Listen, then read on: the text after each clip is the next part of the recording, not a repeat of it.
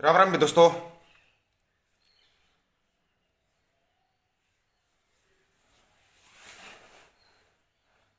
आना जुड़ना और ध्यान से जरूर सुनना भाई। खास करके आज का लाइव है ना, उत्तर प्रदेश की पूरी जनता के लिए है। अगर उन तक ये बात पहुंच सकती है तो उत्तर प्रदेश वाले भाइयों के लिए स्पेशल है ये। देख रहे थे कई दिन से चुनाव है उत्तर प्रदेश में, पंजाब में, 5 राज्यों में चुनाव है। सबको पता है भाई चुनाव है। जिस तरीके से रैलियां चल रही थी, जयंत चौधरी की, अखिलेश की, साथ में गठबंधन हो गया, फिर बाद में सब ठीक चल रहा था। रैलियों में भीड़ देख रहे थे, भीड़ देख के बीजेपी सरकार अंदर तक हिल चुकी थी। सब ने सोचा था कि अपना ज्यादा से ज्यादा दाव खेल लेंगे जयंत चौधरी के ऊपर। राम राम अमित भाई। ज्यादा से ज्यादा दाव खेल लेंगे जयंत चौधरी के ऊपर। जयंत चौधरी ने एक रैली में खास करके बोला था, अगर आप लोग हिंदू मुसलमान और जातिवाद के नाम पर राजनीति करना चाहते हो तो बता दो, मैं दिल्ली ही ठीक हूं। पूछा था, आराम से पूछा था, सबसे पूछा था, सभी ने बोला था साथ देंगे। फिर उनका गठबंधन अगर वो चाहते तो बीजेपी से गठबंधन करके आराम से पद भी ले सकते थे, हर चीज ले सकते थे। मुख्यमंत्री तक का पद भी ऑफर हो सकता था बीजेपी से आज के समय में। जयंत चौधरी की उसको देखते हुए हो सकता था आराम से। कांग्रेस भी मुख्यमंत्री पद का वो करने के लिए तैयार थी। लेकिन जयंत चौधरी ने जनता पे भरोसा कर लिया भाई, अपने साथियों पे भरोसा किया। इस बीच में चौधरी अजीत सिंह साहब का भी ध्यान तो गया था, उन्होंने वो भी देखना था। फिर किसान आंदोलन भी चला हुआ था, उसके लिए भी उन्होंने कितनी महापंचायतें की। सबको पता है उत्तर प्रदेश से अगर जनता को कोई उठाने वाला था तो वो जयंत चौधरी था। जगह जगह पे पंचायतें की, किसान आंदोलन में भेजा, महापंचायत भी हुई अगर मुजफ्फरनगर में तो उसमें सबसे ज्यादा योगदान राष्ट्रीय लोकदल का था। कुछ लोगों को बुरा लगेगा, नहीं उठ रहा था उत्तर प्रदेश भाई किसान आंदोलन में, उठाने वाला जयंत चौधरी था। और ये सच्चाई है। सत श्री अकाल वीर जी, सच्चाई है ये। अब क्या हो गया भाई, शिवाल खास पे एक सीट दे दी गुलाम मोहम्मद को तो आग लग गई। क्या हो गया इतनी जल्दी? जो साथ दे रहे थे, सहयोग कर रहे थे। आपको एक चीज देखी आप लोगों ने, बीजेपी ने चाहे कुत्ते को भी टिकट दिया है, लेकिन वो क्या बोलते हैं, नरेंद्र मोदी लड़ रहा चुनाव। तुम बोल रहे थे जब ये उत्तर प्रदेश में आए थे, घूमे थे, बताया था भाई ये सोच के देखना कि हर एक सीट पर जयंत चौधरी खड़ा है, हर एक सीट पे। कहां गई राष्ट्रीय लोकदल की वाईटी सेल? क्यों नहीं जवाब दे पा रही? क्यों नहीं कोई कुछ पार कर पा रहा? इतना मतलब कि पजल कर दिया उस एक आदमी को। उसने अपना परिवार भी देखना है, उसने गरीब मजदूर किसान की लड़ाई भी देखनी है, किसान आंदोलन में भी सहयोग किया, उसने पार्टी भी देखनी है। फिर टिकटें अगर वो चाहते तो क्या, अगर वो 403 की 403 सीटों पर लड़ेंगे, आप सहयोग करोगे? आप एक सीट पर सहयोग नहीं कर पा रहे तो और आप ज्यादा सीटों पर कैसे सहयोग कर पाओगे? आप नहीं कर सकते। सही बोला गया था उत्तर प्रदेश की जनता के बारे में, यूपी का जाट और कच्चा बाट, जितना तोलो उतना घाट है घाट, लगने दो बुरा जिसको लग रहा है। तुम्हारे को चाहिए सिर्फ टिकट, तुम्हारे को चाहिए नेतागिरी, तुम्हारे को नेता बना दो। आज घर बैठे बैठे तुम नेता बनने के लिए तैयार हो, जब लेकिन सहयोग की बारी आई तो तुम्हारे को टिकट चाहिए। शर्म आती है थोड़ी बहुत जो ये टिकटों की होड़ में खड़े हैं, और शर्म आती है उन लोगों को जो फोन कर रहे हैं, मुसलमान को वो टिकट दे दिया, मुसलमान को टिकट दे दिया। अगर वो तुम्हारे सहयोग करे मुसलमान तो ठीक, अगर उसने कुछ सोचकर मुसलमान को टिकट, मुसलमान एरियो में जाटों को टिकट दे रखा, किसी मुसलमान ने यह नहीं कहा कि जाट को टिकट क्यों दिया। सबसे ज्यादा आग इन जाटों को लगती है। इसलिए बोलता हूं मैं, जाट और केकड़ा एक बराबर हैं, अपने की टांग पकड़ के खींचते हो तुम लोग, और इससे ज्यादा तुम्हारे पास कुछ भी नहीं है, सिर्फ अपने की टांग पकड़ के खींचते हो। याद आया अजीत चौधरी साहब का वो भाषण जिसमें उन्होंने बोला था, जब प्रधानमंत्री मनमोहन सिंह थे, उन्होंने बोला था अगर किसानों का टैक्स माफ नहीं किया गया तो अपना समर्थन वापस ले लूंगा।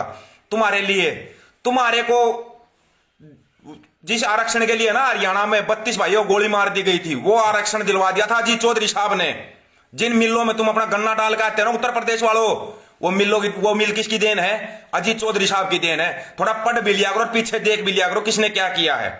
अकेले अजीत चौधरी साहब ने इतने काम कर रखे हैं उत्तर प्रदेश के अंदर, आज तक कोई प्रधानमंत्री, कोई मंत्री नहीं कर पाया है। कर पाया हो तो गारंटी एक बार काम गिन के देख लो उनके। अगर उनके काम गिनवाने लग जाए ना तो 2 महीने तो उसी में लग जाएंगे, उनके काम ही नहीं गिनवा पाएंगे जो काम उन्होंने किए हैं। फिर क्या बोलते हो, अजीत चौधरी साहब बार बार दल बदलते थे, किसके लिए बदलते थे? अपने लिए।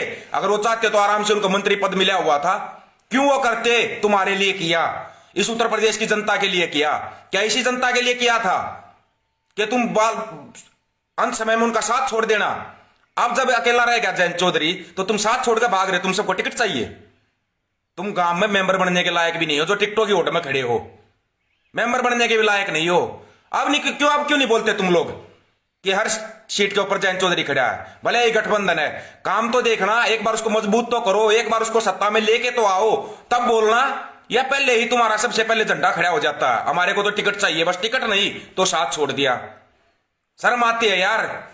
तुम्हारे ऊपर तो फिर इसका मतलब तुम्हारे से अच्छी राष्ट्रीय लोकदल की आईटी सेल से अच्छी है ना ये हरियाणा वाले हैं जो लगे हुए हैं। हमारे को कोई जरूरत है क्या भाई? हमारे को ना टिकट की जरूरत ना हमारी वहां पे वोट। लेकिन 3 पीढ़ियां, सबसे बड़ा कमाल की बात है, 3 पीढ़ियां राजनीति में, कोई दाग नहीं करेक्टर के ऊपर।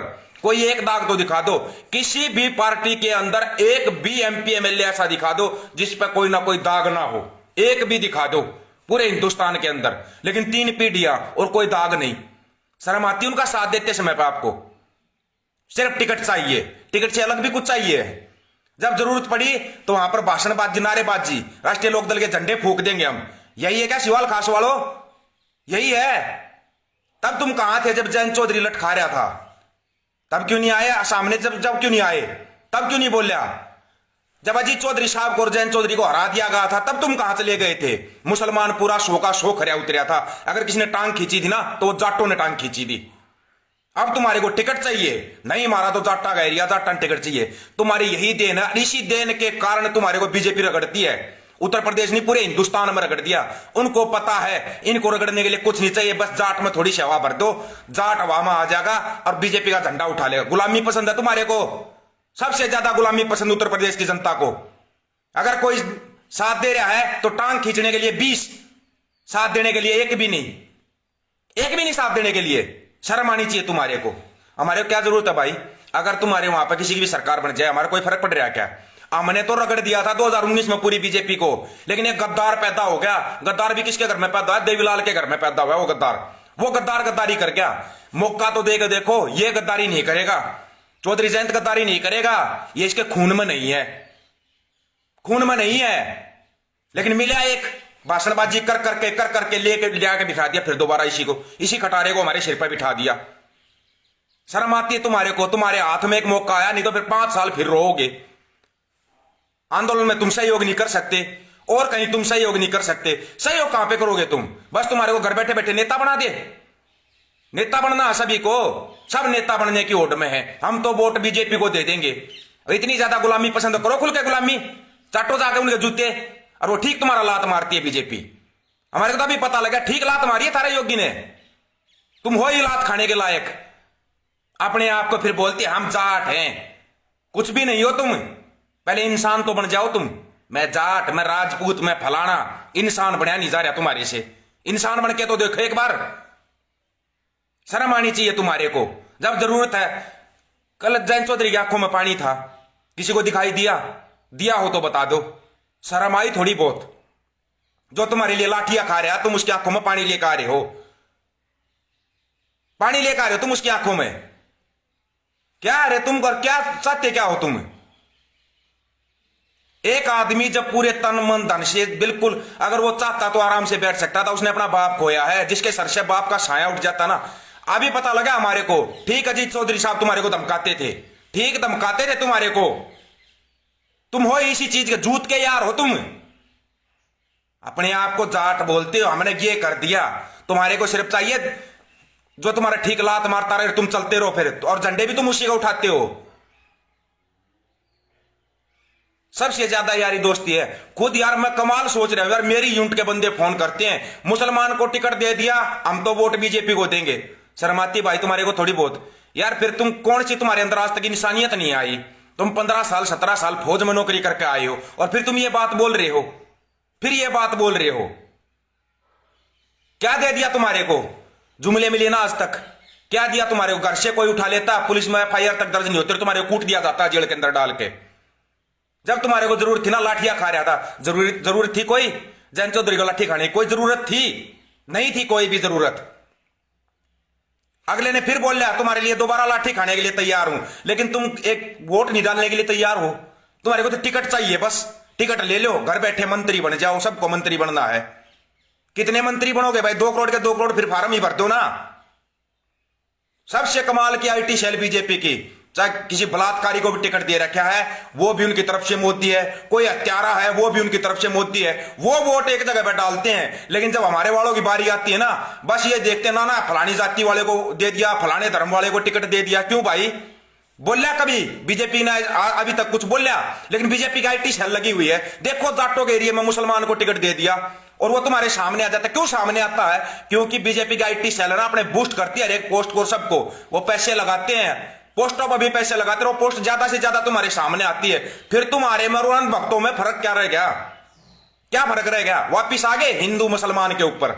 और यही बोल रहा था, इस चीज से दूर हो जाना। नहीं हो पा रहे तुम इस चीज से दूर, और ना ही कभी हो पाओगे।